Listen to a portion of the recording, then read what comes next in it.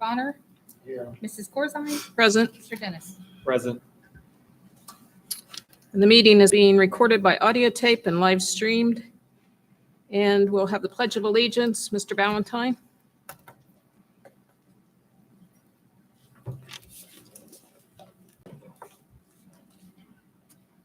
I'd like to invite Michael LaFerga, who will be leading us in the Pledge of Allegiance. Michael is not only a 3-season athlete with us here at Chillicothe High School, but he's also in our top 10 and AIM. And no, you're not in AIM. I was surprised you weren't in AIM. And Michael is just an outstanding young man as he comes to the finale of his high school career, graduating in our top 10, and we look forward to celebrating that with all of our top 10 students on May 11th. Here coming up in just under about a month. It's hard to believe. So, Michael LaFerga.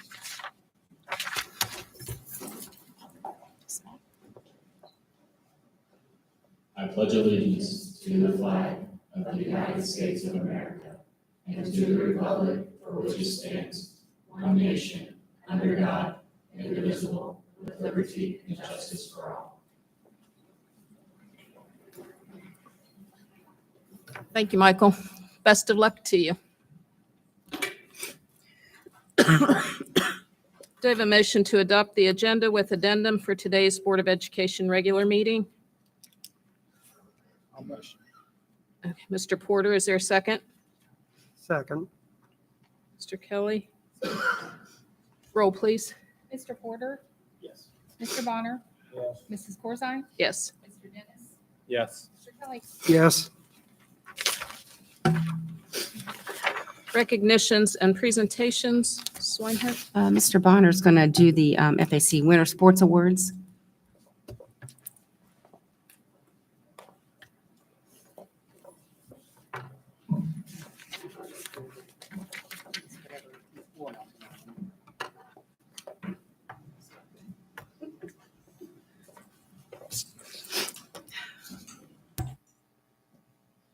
All right, as Ms. Swinehart said, I'm Mr. Bonner, the athletic director here at Chillicothe High School, and tonight we are honored to recognize our first team All-FAC winter sports athletes.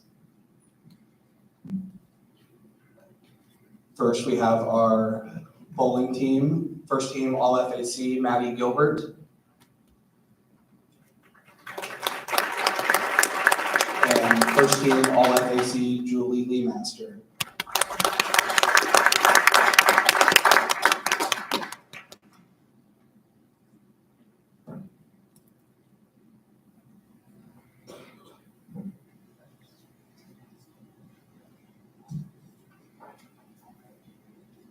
Next up, we have our boys basketball team members. First team All-FAC, Cam Hall.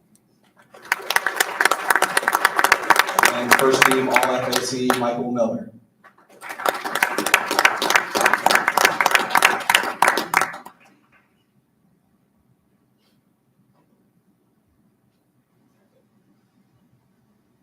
And next up for girls basketball, FAC Player of the Year, JC Harding.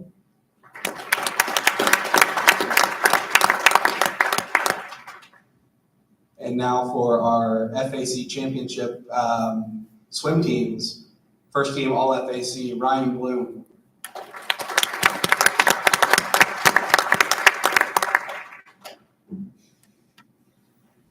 First team All-FAC, Michael LaVerga.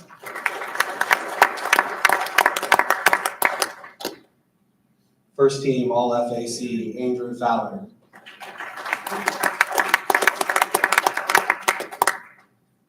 First team All-FAC, Jake Bird.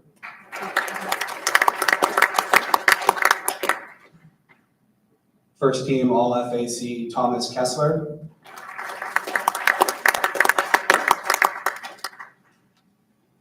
And for our girls swim team, first team All-FAC, Catherine McCollum.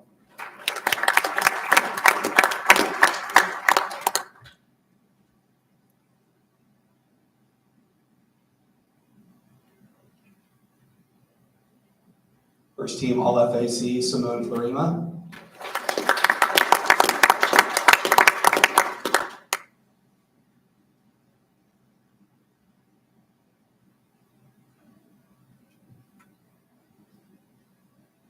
First team All-FAC, Siri Linky.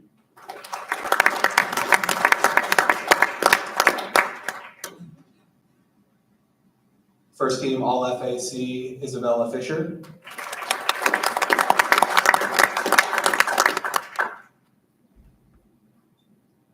And last but not least, first team All-FAC, Kelsey Oyer.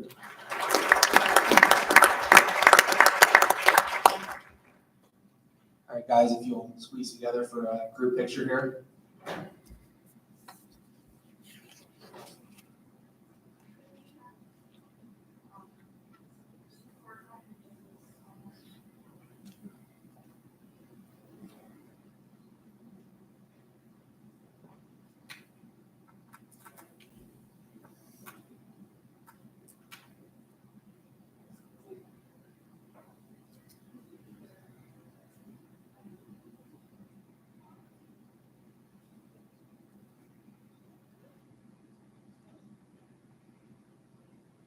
All right, if we can give it one more round of applause for our 2022 winner All-FAC athletes.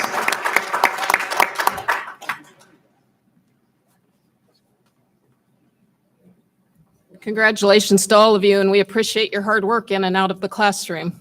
Thank you.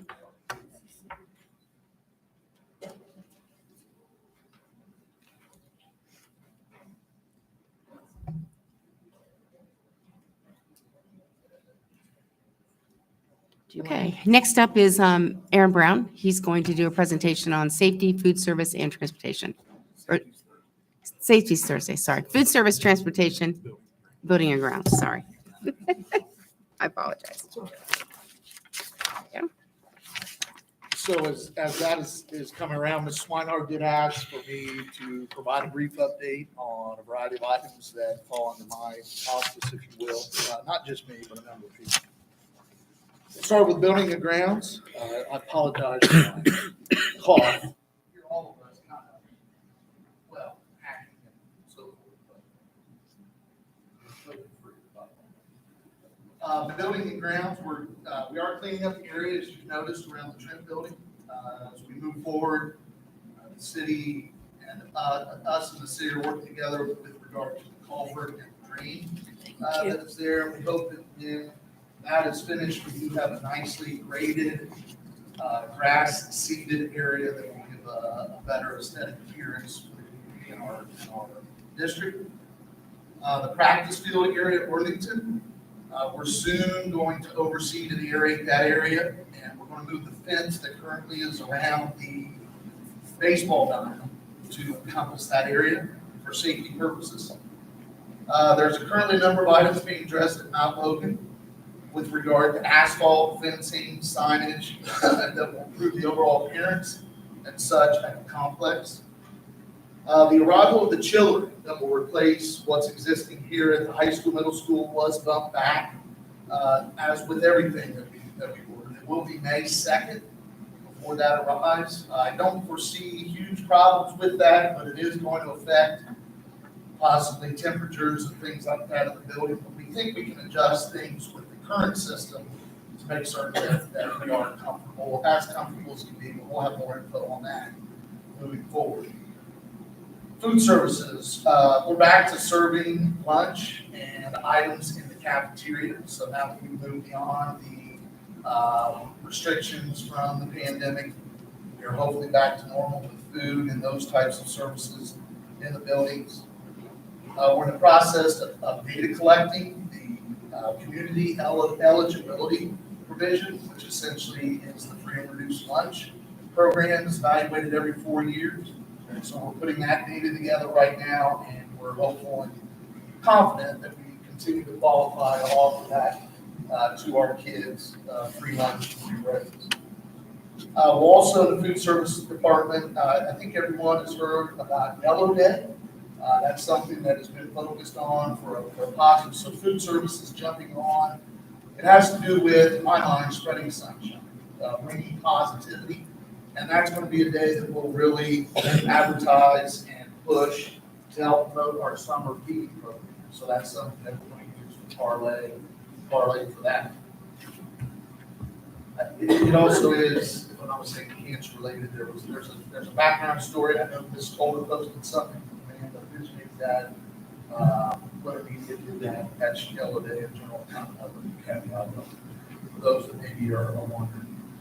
Mrs. Montgomery is rebuilding the catering services that our cafeteria provides for a long period of time because of the pandemic. We haven't been able to add that service to our activities that take place in the school, but for now, able to do so. Transportation, we have a new camera system that was installed in all of our buses. It is state of the art. We moved away more from the archaic system, if you will, where it was not digitally recorded, but actually we were using video to do so on some of our buses. But now we are in the modern age, if you will. Everything is online. Computers such have been given the upgrade, and we are now have that up and working. And also in conjunction with new radios for our buses. So I'm feel very good about where we are in regard to our buses and where we are in the capabilities for video cameras and communication, et cetera. We recently installed, and thanks to Corey and Melissa for working on this, Corey Duret, we recently installed Smart Bus 900 devices on our fleet. It was necessary in order to operate our camera system, but it's a Wi-Fi system, and this was funded through the Emergency Connectivity Fund. And it also allowed for our students to be able to access the Wi-Fi on trips and things of that nature. Since we are obviously in the digital era, no excuse for no Wi-Fi for all of us. My homework because I didn't know. But recently, we continue to evaluate our fleet. We're working on a long-term plan for replacement and things of that nature. And last, but certainly not least, if we could keep our transportation director in your thoughts and prayers. She's experiencing a number of health issues, and just if you would, just keep her in mind. A lot more information for you on Thursday.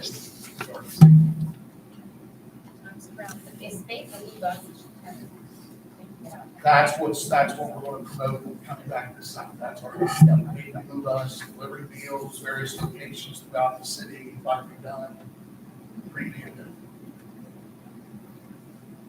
Thank you very much. Does anybody have any questions for Mr. Brown?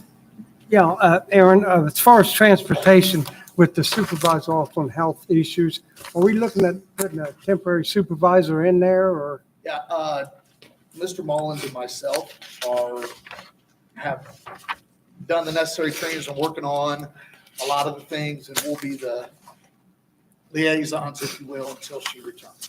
So we're pretty I mean, it's very difficult when something like this happens, but I'm very confident that we're going to be able to accommodate and take care of things while she's out. Yeah, thank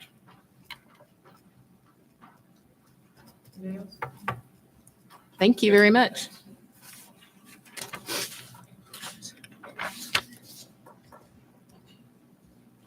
Okay, our next section is public participation. Welcome to visitors to this and all board meetings. The board desires citizens of the district to attend its meetings so that they become better acquainted with the operations and programs of the schools, and so that the board may have an opportunity to hear the wishes and ideas of the public. All meetings of the board are open to the public and the media. And we have some, Debbie. Okay, before Debbie calls you up, just a couple things to keep in mind. Limit remarks to 3 minutes, please, with no more than 3 speakers per topic. Public comments cannot identify a particular district employee or student.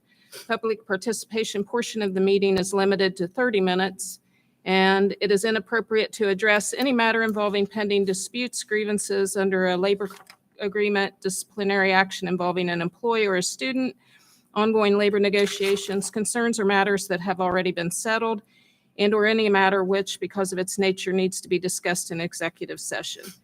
And the purpose of the public participation portion of the meeting is for members of the public to express viewpoints and public concerns, not intended to be a form of discussion with the Board of Education.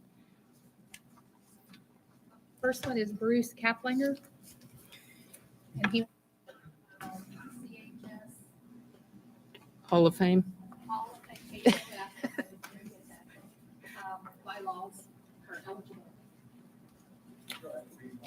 Well, a little bit.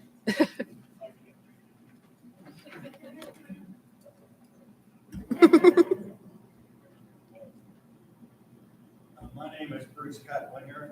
Those of you that don't know me, and was a member of the 1981 undefeated basketball team, so I am a member of the CHS Hall of Fame as a team member on that team. What many of you guys don't know is I'm also in the Hall of Fame as an individual for receiving the most splinters in one city. My city won't have them during the basketball season. I went to my doctor and he said, Bruce, I can't examine you. I'm going to send you to a veterinarian. And I said, why, doc? He said, because you look like a porcupine. And I said, yes. I said, yes. One last call, if anybody wants to donate to the Neil Johnston Scholarship Fund. Money that we do have left, $2,500, will be given out to 2 CHS students, one male, one female, attending UC Silicon. So if anyone wants to donate time for the show, so give them. I'm actually here for another reason tonight. I have a lot of passion for sports, our athletes, and these guys were heroes to me growing up. As a young boy, I thought Chillicothe Cavaliers was a professional sports team. And then when I got to high school and seen how the kids looked up to us in high school players, I realized that it was a professional basketball team. And I appreciate and honor that. The little kids that would come to the gym meetings and slap our hands as we came out of the locker room. That touched my heart, and that was special to me, especially since I didn't go on and play with you. So I'm here tonight to make a statement about the rules of eligibility for the CHS Hall of Fame. I do understand that the board does not have any jurisdiction over this, and the Hall of Fame committee actually does have jurisdiction, and they can make changes. However, I haven't had any promise, and I actually haven't even asked, in all due respect, to show up to one of their meetings. So since I'm not sure I could even go to attend that, I wanted to come here tonight along with the honor. I just want to hear what he said. The rule that they have currently reads something in the manner, even though I haven't actually read it, but I believe Mr. Bonner told me it reads something in the manner of you cannot be incarcerated in prison 25 years prior to your nomination. That rule affects a few athletes, and most of these athletes have turned their life around and are now positive role models in their communities and their leaders. You're about to meet one of them. The athlete that wore this jersey, and he gave me permission today, and I could use his name, was Michael Termite Farrow. Now, I know a few of them here tonight know who Michael Termite Farrow was. In my opinion, and knowing all the great athletes here, athletic-wise, Michael was probably one of the top 3 or 4 athletes in Chillicothe. That includes Edward Cook, Greg Cook, Aaron Ferris, John Hermstein, and a few others. But Termite have right up 30 there. seconds. What is it? You have 30 seconds. 30 seconds? 30 seconds. All right, I'm gonna talk really fast.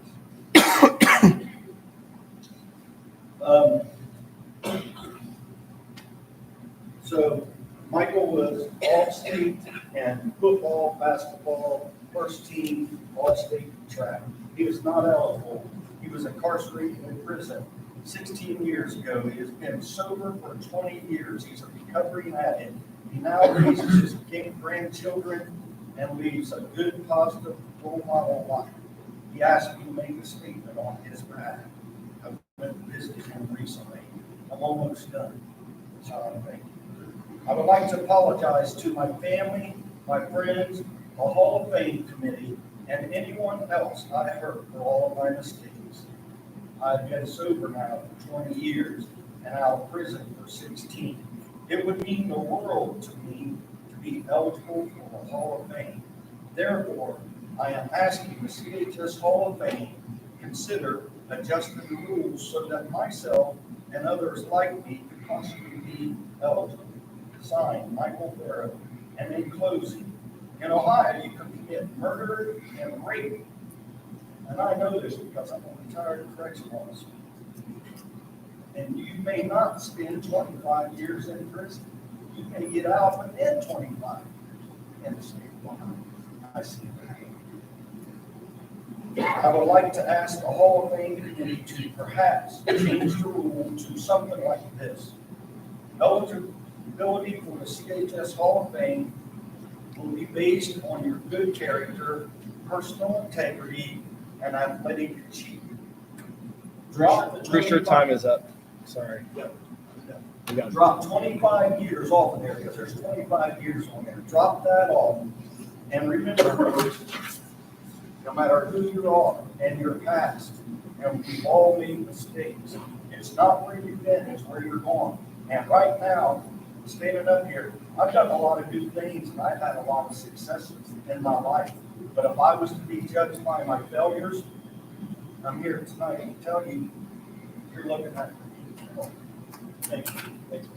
Thank you. Now, I do want to introduce Minister Lyons. Thank you.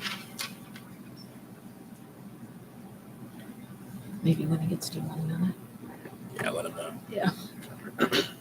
Good Good evening. I've been arrested 98 times. Got 42 felonies on my record.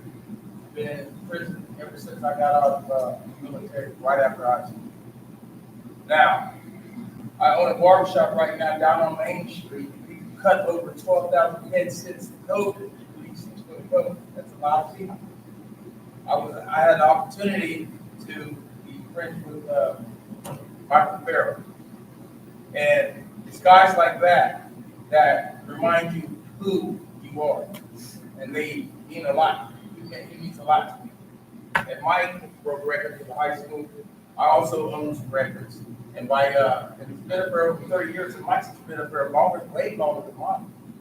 And I believe that Mike has a condition right now where his kidneys and livers are backed up. They just have to go to hospital. And being a Cavalier means something. It means something. Several times I've reached out to the school with the youth getting in trouble and things like that. What do we tell our youth when they get in trouble? That we're just going to throw them away for something that they did after school and just erase all the records? Because the records that I had held on to help me for where I'm at right now today. Because I know I'm somebody.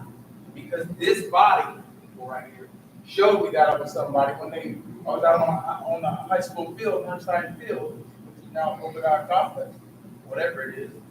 But that meant something. It was Cavalier pride. I've probably only been beat on that field 3 times. 3 times. But life kicked my butt, but I kept getting back up. And it's people that reminded me, like Mike Farrow, and get up. You can do it. You can do it. Now, Mike has not had that much trouble with the law, but he did get in trouble. Mine was extensive because I was into drugs and other things like that. That's the reason why my testimony is so powerful to come back and get the youth, get them right. Get them before they get in trouble.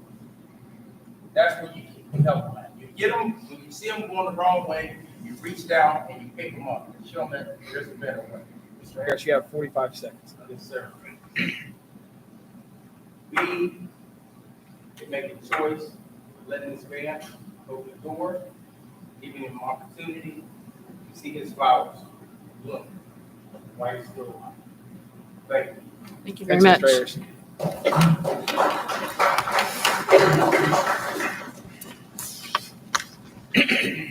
Last one here is Carrie Charles. And Yes. So, I talk loudly, so I'm just going to.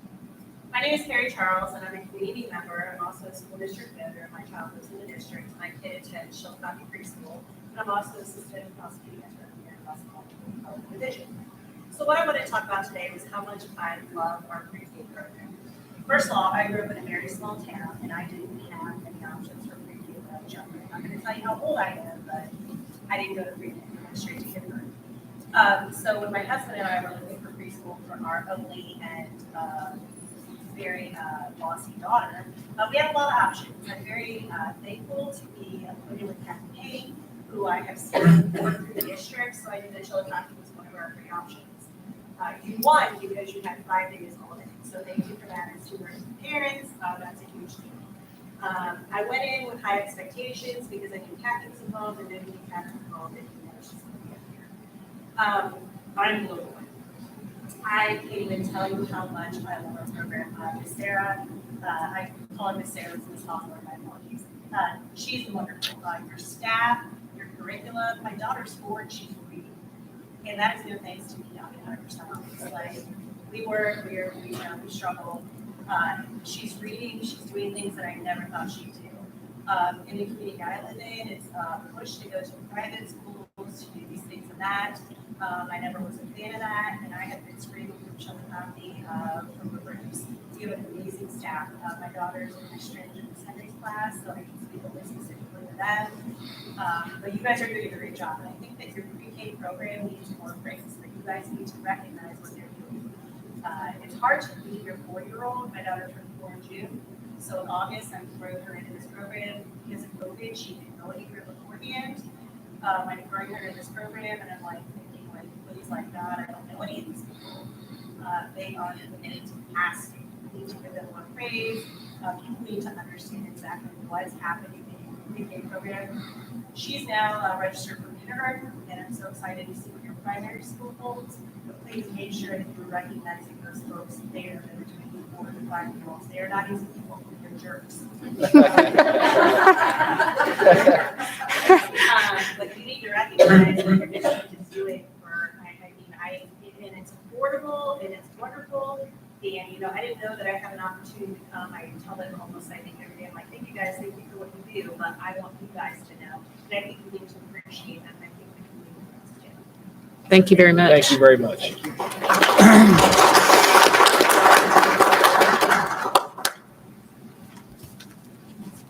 Anyone else, Debbie? Okay. Next is our student liaison report. Muriel? Hi. This past weekend, Chillicothe School District hosted the middle school solo and ensemble in our middle school, high school complex music wing. It was quite successful as the other districts raved on how well our Tri-M students ran the day. Our middle school student participants also did superior with 6 1s and 5 2s, which are the highest that you can get, and 1 festival participation. Also, the CHS Cavalite Show Choir plans to hold a series show and tour later this coming month. Today marked the first day back of the students who attended the week-and-a-half-long trip to Greece. They all say they had lots of fun and the trip was worthwhile. In classroom news, our 2021 to 2022 school year has seen the implementation of a new course offering at CHS. Miss Jamie Eckel, our French teacher at CHS, now offers ACT prep each semester for grades 9 through 12. Miss Eckel brings years of psychometric tutoring experience into the classroom where she helps students learn the art of thinking. To succeed on standardized tests, students must learn how to think like a test maker instead of a test taker, and Miss Eckel does exactly that. The Chillicothe ACT Prep course is the very first of its kind to debut in the Tri-County area. Students who have taken this semester-long course love it. The class of 2023 recently took the statewide ACT on March 1st. The average score for Ohio is a 19. Students enrolled in the ACT Prep had an average score of 24.4, placing them in the top 26% of the nation. This is exciting news for our district as it expands the creative avenues towards brighter futures for our students while unlocking valuable keys to avoid debt for our families. Thank you.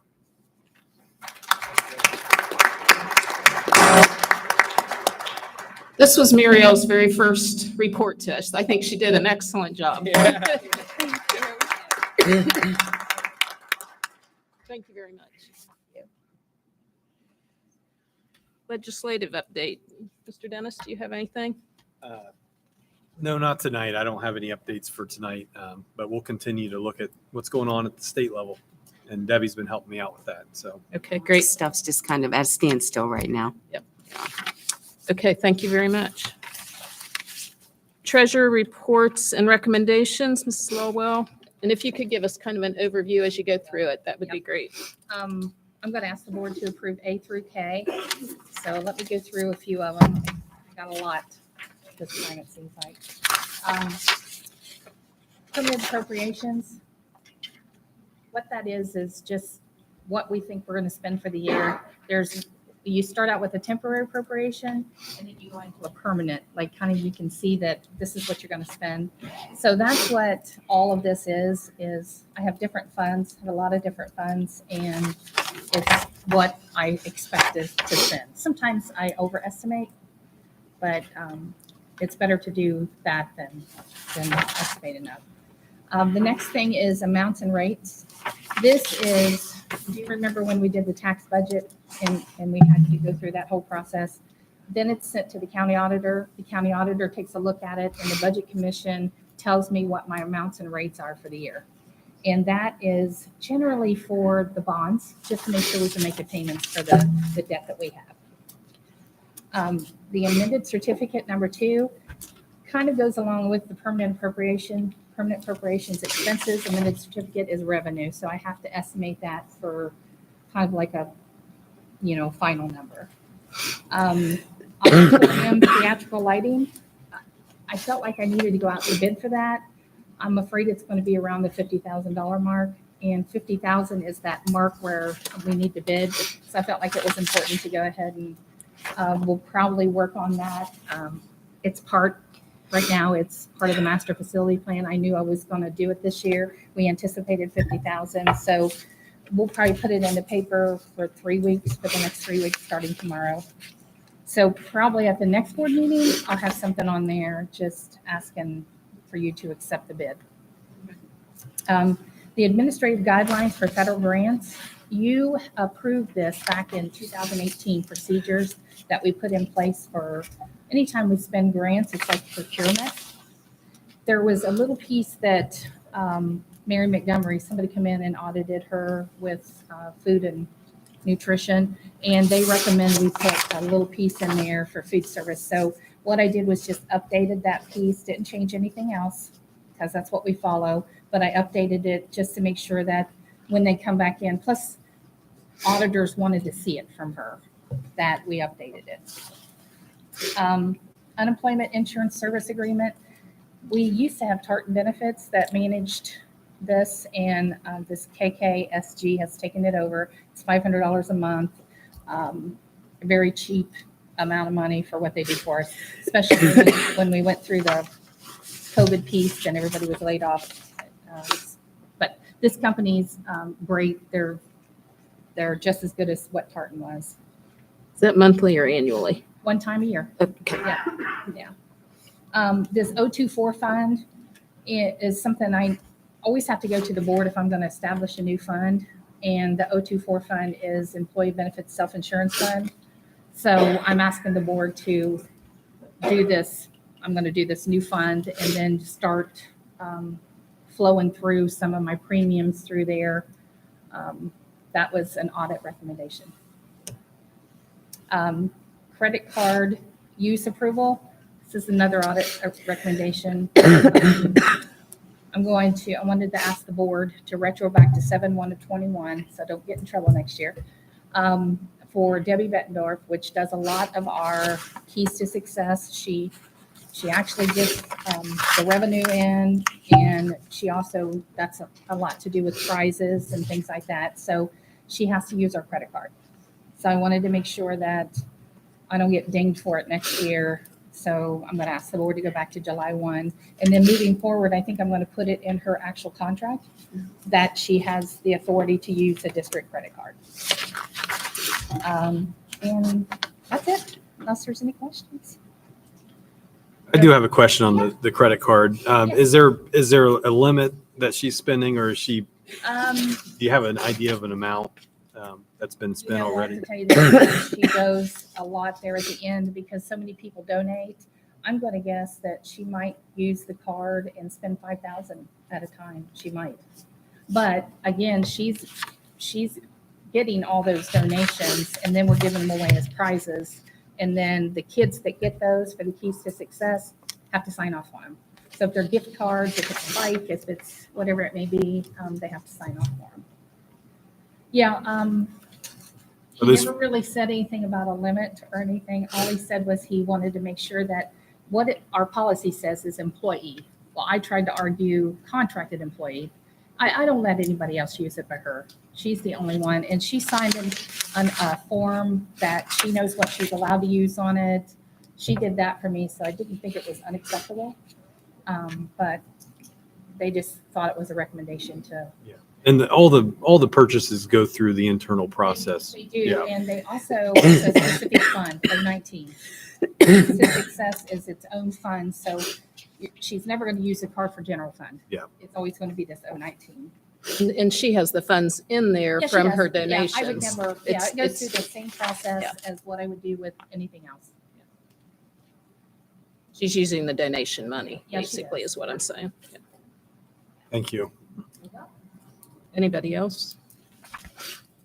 Okay, is there a motion to accept the treasurer's recommendations? So moved.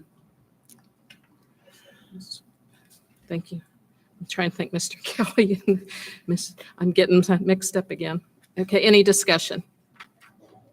Oh, I'm sorry. Randy. Roll, please. I thought it was Yeah, Sean. I it's thought I heard Mr. him. Kelly and then Sean. Yeah, Mrs. Corzine, yes. Mr. Dennis, Yes. Mr. Kelly, Yes. Mr. Porter. Yes. Mr. Bonner. Yes. Superintendent recommendations, and if you could please give us a rundown too. Yeah, I like to recommend A through D. Physical therapy contract, in the past, we have used the Pioneer contract to access our physical therapy services. They no longer want to do that next year, so we're just going to directly contract with the same physical therapy we've been using for, gosh, as long as I've been here. We did that last year with the OT contract. We kind of took out Pioneer as the middle person. So that's what that is. The addendum to the current County Board of DD contract is for an LPN. We have several students out there that have nurses due to medical concerns. And at this time, we don't have a nurse on staff that can go out there. We were contracting with Ware Medical, and they don't have anybody. So Pioneer has someone that they can just use out there that's on staff, and then they'll just bill us for that till the end of the year. And then we've got 2 grads on here, third-year high school grads. And personnel items, you'll see that Mr. Tyler, who's been at the primary since it opened, where'd you go? There you are. He'd like to return to working with students, and he's been great where he is, and I'd like to be able to accommodate that. He wants to go into the gifted instructional specialist. I think he'll do a great job there. He'll be working with teachers and students, and I think he can take his leadership skills that he's developed at the primary and work with multiple grade level teachers in this new job. 2 bus driver resignations. Those are going to be difficult to fill. We are starting to kind of be in a position where we're having to, move routes around and all that stuff. So that's a concern. Employment, we have Brooke Deddy. She's, is she out there? She's out there somewhere, maybe. There she is. You could stand up real quick. We're recommending her as a pre-K-8 STEM facilitator. And Molly Walters, there she is, as the high school science teacher. And a continuing contract for Beth Newsome, speech pathologist. I hired her 100 years ago. She's at the intermediate school. She's one of 4 speech pathologists that we have. And then just some, run-of-the-mill transfers and short-term leaves, sub-teachers, and then several supplementals on the back. And sharp tutors, Lisa Clark and Stephanie Conaway. Who? Oh, sorry. Where'd he go? Is he back there? Okay, if he could stand up, that'd be great. I can't see him from where I'm at. There you are. So Michael Elliott's also going to come and work at the middle school. He is taking the place of someone that retired mid-year. Any board members have any questions? I'll make a motion to accept the superintendent's recommendations. Is there a second? I'll second. Mr. Porter, any discussion? Roll, please. Mr. Bonner? Yes. Mrs. Corzine? Yes. Mr. Porter? Yes. Mr. Kelly? Yes. Mr. Dennis? Yes. I don't see any items or informational or discussion items. Any board member comments? This directed to Aaron again. I do that to keep him awake. Bus drivers, problem still? I mean, as far as finding any, or are you getting any applicants at all? Two currently that we're in communication with. We've got a couple other things that really we're just starting to look, but as Ms. Swinehart said, I know, yeah, it's a concern and it's something, unfortunately, statewide, if you will. But at this point, I feel like we want to be able to continue with all routes. We did have to cancel and adjust the route for this Friday, that one of our routes is not running. And we had to make some adjustments, but everything was okay for next week. And this week, we hope to act on those two other possibilities. So hopefully have someone in to replace those. The training to get certified to be a bus driver is about 3 months. Yes. It's a lengthy process. Yeah. We have one person that's working that, right?